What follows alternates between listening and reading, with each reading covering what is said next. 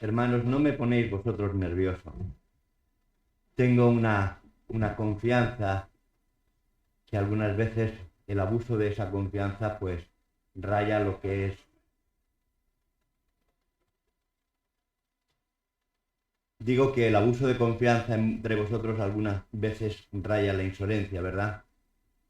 Y tengo que dar gracias a Alex porque él ha sido el que ha empezado el culto, el que ha empezado la predicación, porque precisamente quiero hablaros de eso, de la santidad. Eh, pero antes de eso, quisiera pedirle perdón a mi hermano eh, Paco, porque mi insolencia, cuando Manuel me dijo el viernes que me tocaba predicar, digo, bueno, si Paco no lo cambia, pues mm, lo haré. Fue una de esas de mis insolencias que algunas veces pueden llegar a vuestros corazones como puñaladas si digamos, si no lo tomamos en un contexto de broma. Y por eso quizás no era el momento y por eso desde aquí, Paco, perdóname, si puede ser. Gracias. Yo sé que tú lo has hecho antes de que yo te lo pidiera. Pero dicho esto, quiero, como he dicho, el culto lo ha comenzado hablando de la santidad de Dios. Eh, y aparece la palabra 3 veces santo en Isaías. Al parecer, así como nosotros tenemos el superlativo en castellano y cuando decimos amor y queremos decir mucho amor, decimos amorísimo o santo santísimo, ellos no, ellos parece ser que esa expresión no la tienen y entonces utilizan el santo, santo, santo, que por eso está traducido al castellano de esta manera. Pero no es que Dios sea 3 veces santo, sino que Dios es santísimo. ¿Me entendéis? Eh, lo que quería compartir con vosotros es que vosotros sois santos. Y si alguno no cree que pueda ser santo, no ha nacido de nuevo. Es porque todavía no ha nacido de nuevo. ¿Os acordáis? Al principio, cuando empieza la palabra de Dios, la escritura, dice que el séptimo día descansó. ¿Y qué hizo? Lo bendijo y lo santificó. Lo apartó ¿para qué? Para su gloria. Para que todos nosotros, en un día de la semana, veis que ahí no pone ni lunes, martes, miércoles, jueves, viernes, ni sábado, ni domingo, ni ningún otro día, sino que trabajemos 6 días y aquel que reposamos lo utilicemos para su santificación. Apartado, esa es la palabra, lo que quiere decir santo o santificado, quiere decir apartado. ¿Y apartado para qué? En el contexto que estamos hablando, en el contexto espiritual, apartado para la gloria de Dios. Y este es el mensaje. Lo que ocurre es que he querido también, pues, tomar dos historias distintas de la palabra de Dios para que veáis cómo Dios se manifiesta de distinta manera, pero con un mismo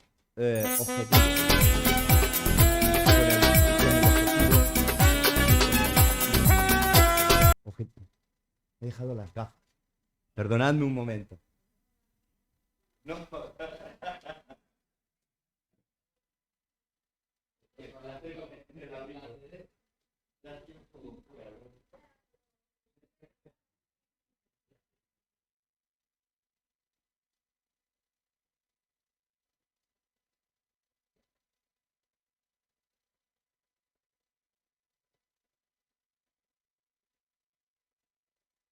He echado mano a leerla y digo, pues es que no veo. Nos vamos pareciendo, ¿eh? Bueno, gracias también por tu oración, querida hermana. Muy bien, gracias. Pues Como os decía, había tomado eh, dos historias, y es bueno que recordemos la historia. Además, en nuestro castellano decimos que el que olvida la historia está condenado a repetirla. Entonces, yo quisiera refrescaros la memoria, primero en una historia muy peculiar, de un niño, de una persona que tenía, dice la Biblia, 17 años. Y con 17 años, pues este muchacho iba juntamente con sus hermanos a cuidar el ganado del padre, las ovejas y los corderos y las cabras que tenía en el campo. Estoy hablando de José. José, para que os situéis, era hijo de Raquel y era hermano directo, digamos, no era hermanastro, sino era hermano de Benjamín. Porque a la hora de tener su madre Raquel a Benjamín, resulta que en el parto murió. Y quedaron los dos hijos legítimos de Raquel, aquella mujer que él amaba, Israel, que dice que trabajó Jacob. Israel, cuando hablamos de Jacob o Israel, quiero recordaros a aquellos que no lo tenéis muy familiarizado, que es la misma persona. La Biblia nos habla en según cómo de Jacob y según cómo de Israel, pero es la misma persona. Y Jacob estuvo trabajando 7 años, ¿os acordáis? Por Raquel, pero su tío le engañó. Y resulta de que le dio por esposa a Lea. Y ya no la podía rechazar, porque resulta que había estado con ella.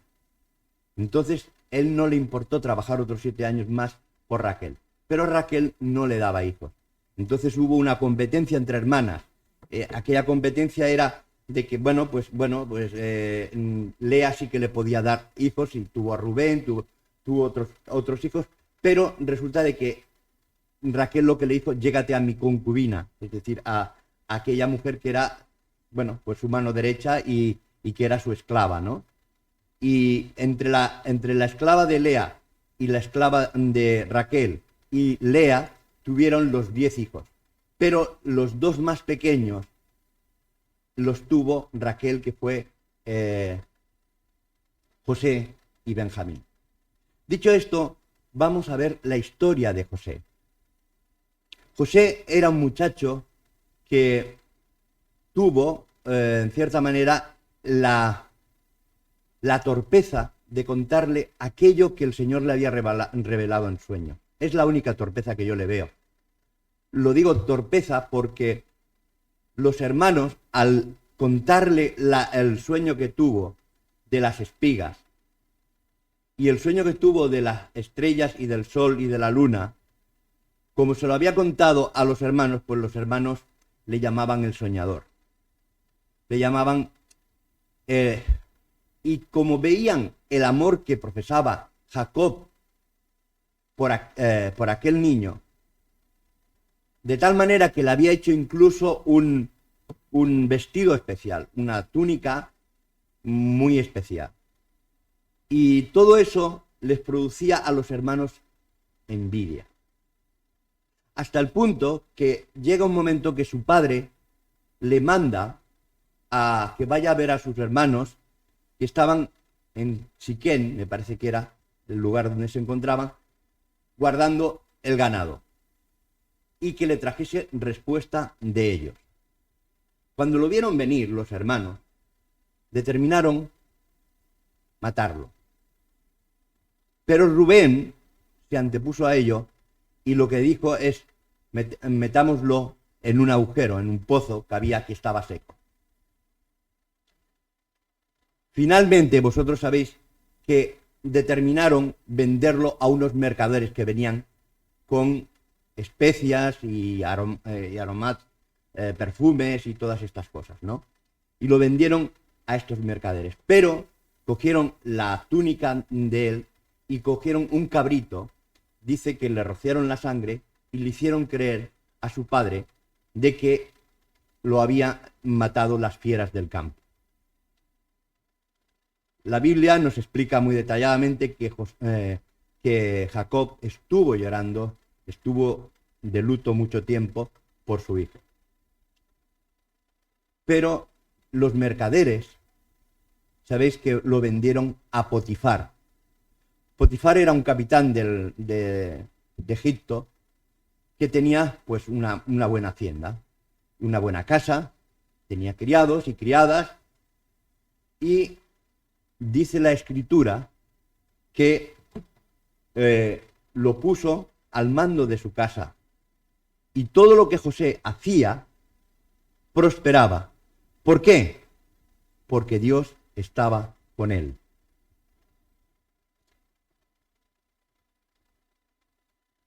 Dice, vamos a ver un versículo concretamente, en el capítulo 39, en el versículo 5 del libro de Génesis, dice: y aconteció que desde cuando le dio el encargo de su casa y todo lo que tenía, el Señor bendijo la casa de Egipto, del egipcio, a causa de José, y la bendición del Señor estaba sobre todo lo que tenía, así en casa como en el campo.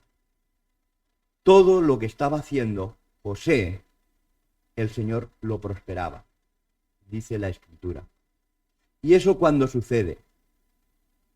Cuando el Señor te ha apartado, es decir, cuando el Señor te ha santificado. ¿Cuándo nos ha santificado el Señor a nosotros?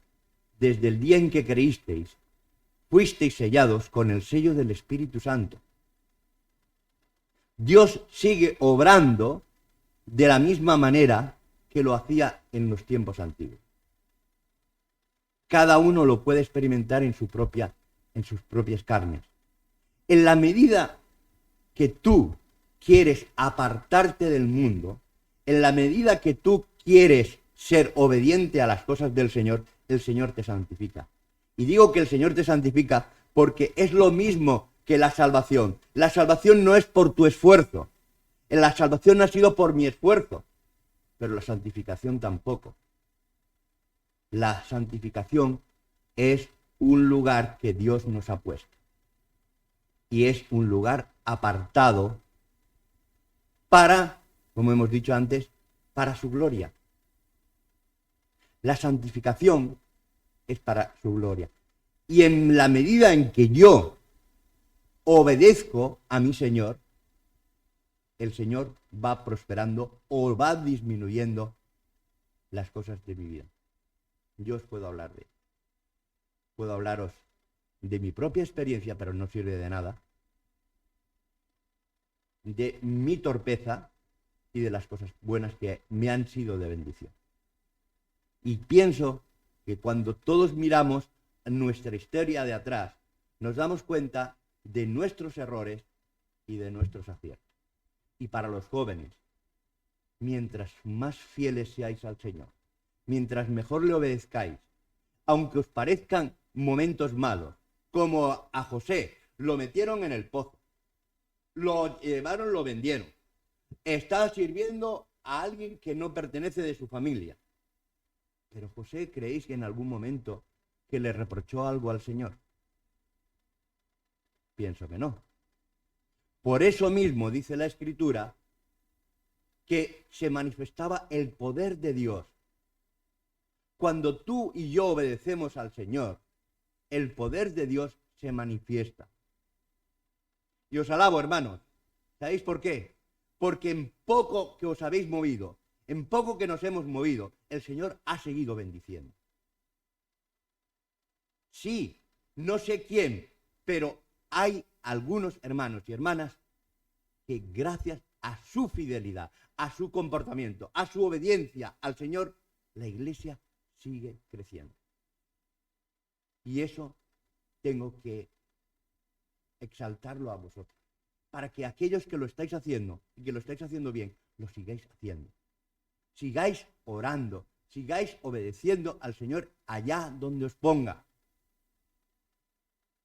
Dice la historia que a pesar de todo eso, vinieron momentos malos para José, ¿verdad? ¿Os acordáis? Pero aquellos que no hayáis conocido la historia, os diré que después de esto, de estar en lo más alto de la casa, digamos, al frente de todos los asuntos. Dice la historia que Potifar no tenía que ocuparse nada de su casa, que no se tenía que preocupar de nada, porque todo lo que movía a José era de bendición y prosperaba. Ay, amigos, pero ahora viene la prueba. Y dice la historia que la mujer de Potifar se fijó en él y lo deseó para sus caprichos. Sí, era una mujer que no tenía nada que hacer más que darse los caprichos que quería. Y se encaprichó con José. Pero este le dijo varias veces no.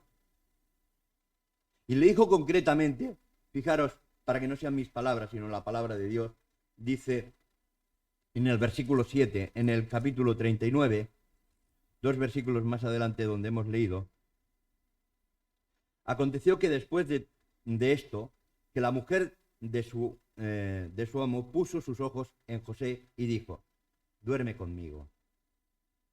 Y él no quiso y dijo a la mujer de su amo, he aquí que mi señor no se preocupa conmigo de lo que hay en su casa. Y ha puesto en mi mano todo lo que tiene. No hay otro mayor que yo en esta casa, y ninguna cosa me ha reservado sino a ti, por cuanto tú eres su mujer. ¿Cómo pues haría yo este gran mal y pecaría contra Potifar? ¿No dice Potifar? Ah, no lo has puesto perdón, sino contra Dios. Fijaros que no estaba, José tenía muy claro que no solamente estaba pecando contra Potifar, sino contra el Señor. He querido deciros para ver si estabais atentos, pero Paco no había pues, bueno, la lectura. Fijaros, dice, ¿cómo pues haría yo este grande mal y pecaría contra Dios? José quería mantenerse en su pureza. Ay, amigos míos, las maquinaciones del diablo son muchas. Y no en todos momentos resistimos la tentación. Por eso, la oración modelo nos dice, líbranos, Señor, de todo mal.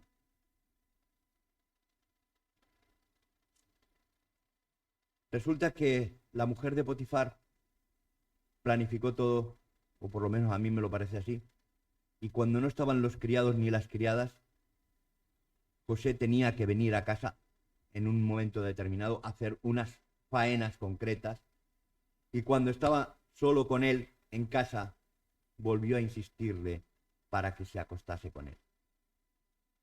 Entonces, dice la Escritura, que ella lo asió, lo cogió, y entonces él, me imagino, que con aquellas sábanas que tenían puestas alrededor, pues tal como lo cogió, pues él salió y se escapó de las manos de ella. Me lo imagino yo, no es que la Escritura que lo diga de esa manera, sino que pudo escaparse de sus manos porque había cogido su ropa y él, la manera de escaparse fue esa. Pero fijaros que inmediatamente cambió la historia y contó a los criados cuando vinieron una mentira, y a Potifar, a su marido, también le contó la mentira, es decir, la verdad transversada. Y le contó a los criados y a su marido que él la había acosado y que por los gritos que ella daba, entonces él se había escapado, pero se había quedado con su ropa porque la estaba acosando a ella. Potifar, indignado, lo llevó a la cárcel. Pero fijaros qué es lo que el Señor vuelve a hacer en la cárcel con José. José aquí está, los momentos que ha pasado pueden ser momentos buenos, pero son momentos muy duros, ¿verdad?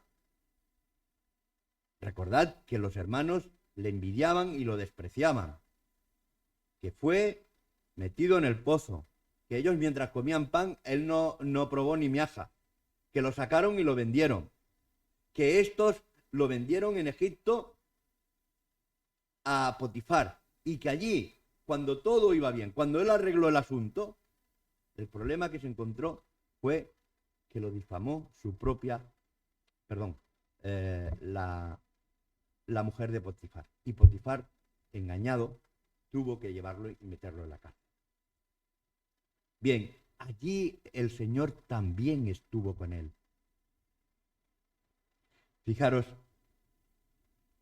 en el capítulo 39, versículos 21 al 23, lo que dice la Escritura. Pero el Señor estaba con José y le extendió su misericordia y le dio gracia en los ojos del jefe de la cárcel. Y el jefe de la cárcel entregó en manos de José el cuidado de todos los presos que había en aquella prisión. Todo lo que hacía allí, él lo hacía. No necesitaba atender el jefe de la cárcel cosa alguna de las que estaban al cuidado de José, porque el Señor estaba con José y lo que él hacía, el Señor lo prosperaba. Volvemos otra vez a que el Señor está con él. ¿Por qué estaba con él, con José? Por su santidad.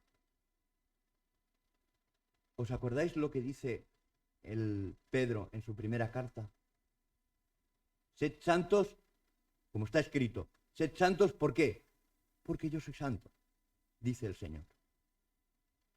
Entonces, José, como ejemplo, nos sirve para tomar nota de que estemos pasando por las dificultades que estemos pasando, porque el Señor lo permita, nosotros debemos mantenernos en esa pureza de santidad. Porque la santidad no solamente es ser apartado, sino también lleva la connotación de la pureza. Cuando dice el Señor, sed santos porque yo soy santo, no es que diga solamente que el Señor se está apartando del pecado, sino que Él es puro. Y no hay nada en su persona que pueda ser reprochable, sino todo lo que hay en el Señor es irreprochable. Y así quiere que el Señor seamos nosotros, irreprochables. Que nadie nos pueda señalar con el dedo diciéndonos, eres un sinvergüenza.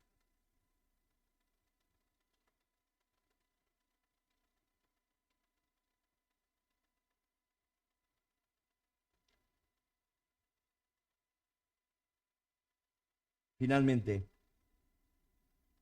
sabéis que José, el Señor le permitió ser el segundo de a bordo de Egipto. Todo lo que allí se hacía estaba en su mano. Porque el primer lugar no lo podía tener porque era del faraón, pero era después del faraón la persona que más mandaba. Y aquello se cumplió en él. Aquellos sueños que él había tenido de joven con 17 años y que lo compartió con su padre y con sus hermanos, se estaba cumpliendo en él. Porque aquellas espigas estaban inclinándose, tuvieron que inclinarse ante su presencia. Y aquellas estrellas que se veía vinieron a él y él no pagó mal por mal, ¿os acordáis? Sino que los recibió a los hermanos y con mucho dolor en su corazón, pero con mucha alegría, los llevó y les mandó que fueran a casa de su padre. Y después lo llamó a su padre. Allí estuvieron aquellas 70 personas 400 años. No, bueno, las 4, sino pasaron 400 años. Y de las 70 personas que entraron en Egipto, de Israel, salieron 2 millones al desierto. 400 años de bendición, pero también de esclavitud. Es la forma en que Dios actúa. Y Dios sigue siendo el mismo ayer, hoy, por los siglos. Pero vamos a ver otra historia que no tiene nada que ver con esta, porque son dos historias distintas, para que veamos las diferencias, pero que también concluye en la santificación. Esta historia es de una mujer llamada Ruth. Ruth la Moabdita fue una de las dos mujeres de los hijos de Noemí. Y la historia empieza, si vosotros os recordáis, de que, bueno, se está desarrollando el ambiente, era el ambiente de los jueces. Os explico esto un poco para poneros en situación. Noemí vivía juntamente con su familia en aquel momento donde dice la escritura que cada uno hacía lo que bien le parecía.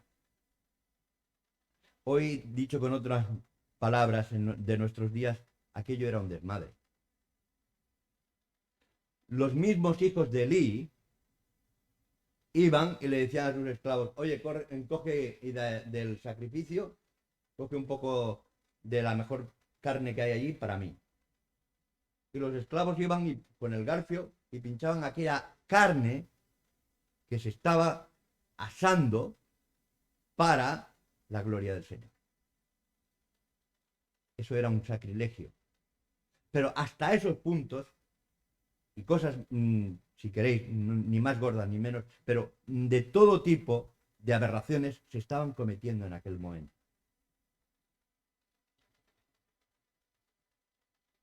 De manera que Noemí, su marido y sus dos hijos partieron de la tierra de Canaán para irse a la tierra de Moab. Dice la escritura que allí trabajaron en sus oficios, no sé si es que eran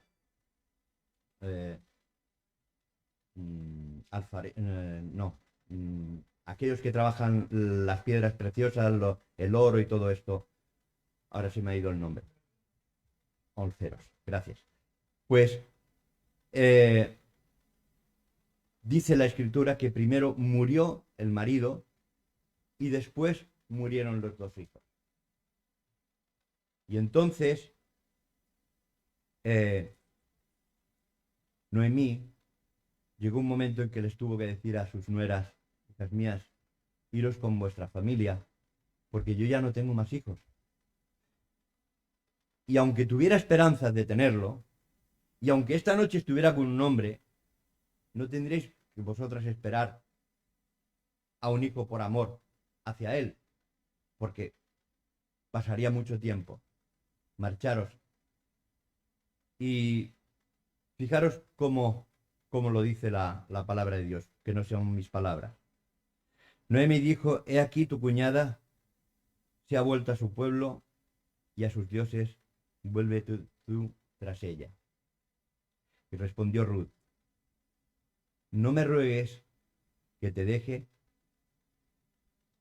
y me ampare de ti, porque a donde quiera que tú fueres, iré yo, y donde quiera que vivieres, viviré.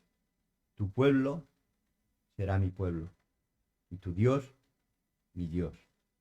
Donde tú murieres, moriré yo, y allí será sepultado. Así haga el Señor, y aún me añada, que solo la muerte hará separación entre nosotras dos. ¿Es que hizo mal su cuñada? No. Orfa, llorando, pero comprendió la situación y se fue. Ahora bien, el paso de Ruth fue mucho más, porque tuvo misericordia de la viuda. No es como hoy, ¿eh? Hoy, por lo menos, aunque sea una paga mísera, pero te quedan los 600 euros o 600 y pico de paga de viudedad. Pero antiguamente no. No era así. Y Ruth tuvo misericordia de su suegra. Y ella quiso estar con ella. Y no solamente, fijaros, en su santidad, sino: viviré, tu pueblo será mi pueblo, versículo 16, y tu Dios, mi Dios. Eso es lo que le hizo diferente. Y Dios la puso hasta tal sitio que la palabra de Dios nos dice que fue la bisabuela del rey David.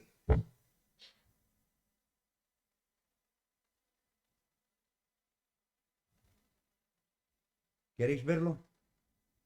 Vamos a ver en las genealogías en Mateo. Mateo capítulo 1.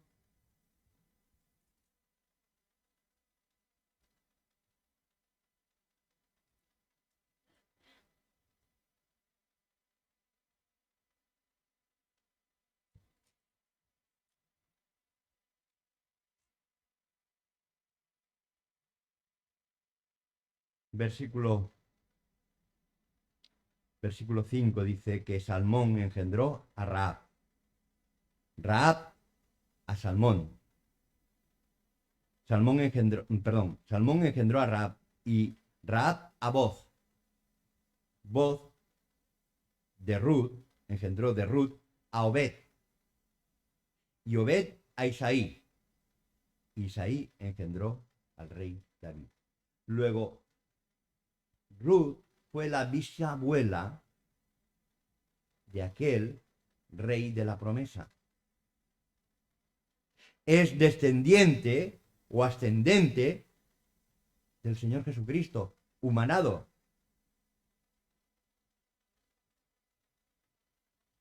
Esto es la forma en que mi Dios sigue bendiciendo. Incluso cuando ya no estamos aquí, la semilla que ha sido sembrada, el Señor no la deja. Siempre me acordaré, y permítemelo que lo diga Loli, de Enrique. Él tuvo muchas veces en su boca y en su corazón por ti y por tus hermanos. Y hasta que él no murió, tú no le dijiste al Señor, ven a mi vida. La semilla del Señor es firme, perdonadme.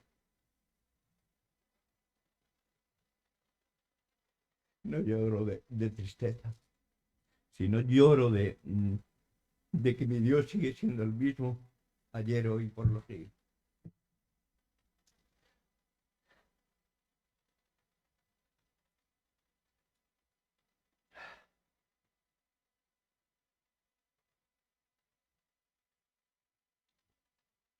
Como he dicho al principio, la santidad no es una cosa que está en nosotros, sino que proviene de Dios.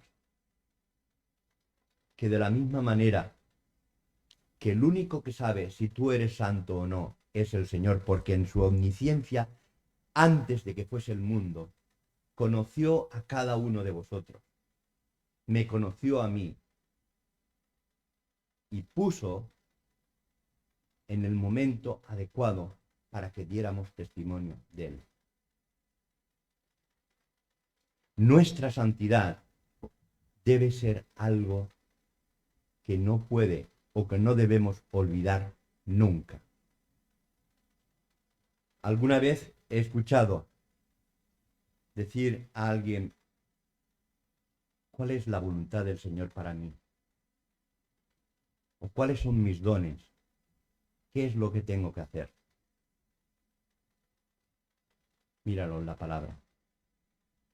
Verás que el Señor te dice, sed santos, porque yo soy santo.